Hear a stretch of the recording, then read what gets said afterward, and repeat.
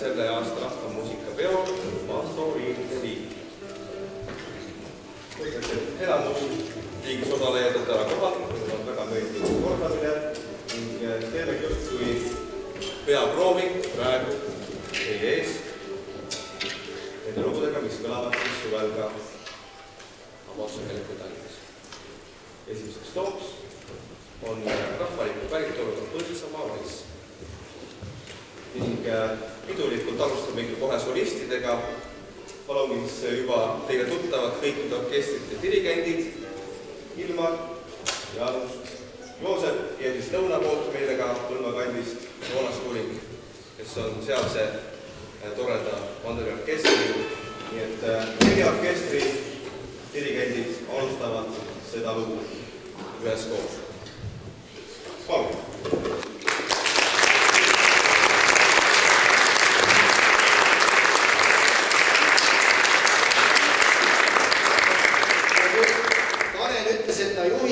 Liiki, siis mina olen ka kunagi selle liigi juht olnud ja Joosep on olnud suhteliselt juhitamatused.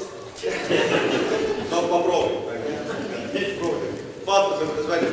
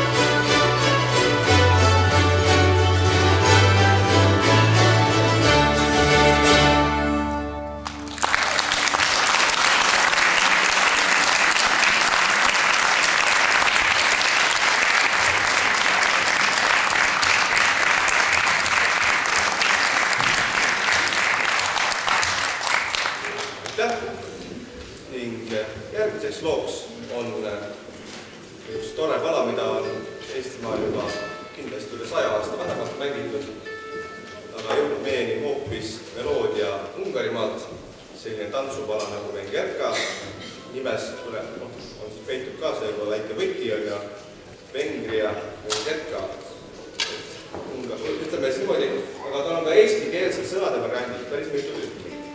Liikus neid bändi alguses ringi ning üks variant siis praegu nüüd teie ees. Et võib öelda, et tegemist on Ungarist pärit Eesti rahvalaulu. Ja laulusõnade nime on siis, võib öelda, et Musuäparus. See on tore lugu. Kunagi äkki on kuulnud ka kuskilt minda varianti veel, et hakkab sõnadega kallimale tahtsin maa. Just. See lugu on. Võib kaasa lauda ilmselt ka tuleb teha.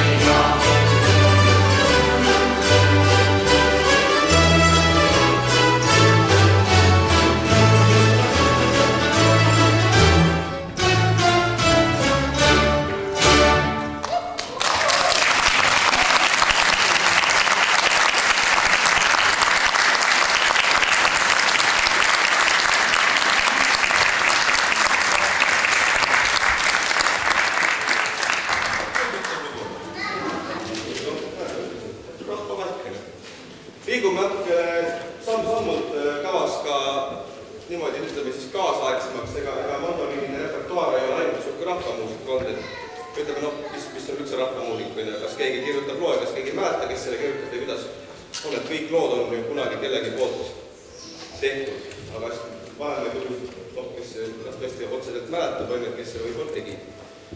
Aga meie enda Eesti ajaloost siis võib öelda, et nüüd on juba autor teada, mis aasta nüüd oli, ma praegu see aasta oli ka mingi veidi enne, äkki 78 midagi, enne kui oli see Tallinna Regatt, kunagi tegutses siis selline ansambel nagu Tornado ja nüüd siis ka Tapa vallas elav mees Valdur Lehtla, elab Tammsalus, kirjutas kunagi sellise loo nagu Siusav Polka. Ning tähelepanek televaataja äkki ühendab ka ära, et kust telesaatest on ta seda meloodiat kuulnud.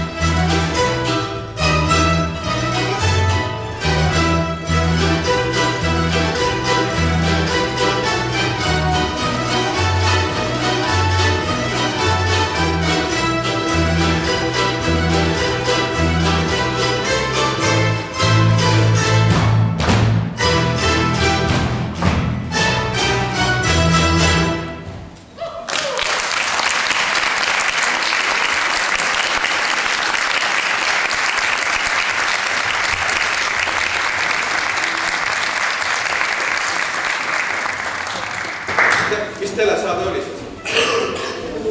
Tujurikkuja, palun väga. Ainult Avandi ja Sepp on kuulda lõpne. Ja meie suure mandoliini liigi viimane pala, 4. lugu, on kõige kaasaegsem, see on ikkagi 21. sajandi lugu juba. Minu armas hea sõber ja kursavend ka ülikooli ajast, Kristjan Kuusmik, kirjutas kunagi tudengipõlves sellise väga kaasaegse helikeelega pala nimega Hommikureeglid. Selle peo jaoks siis ta tegi sellele ka värskema sealde ka ning kuulete seda natukene võib-olla siis saate oma kõrvaga võrreldise, kas on liiga kaasaegne või võib niimoodi mängida mandoliiniga või ei või, ma ei tea, teie otsustate.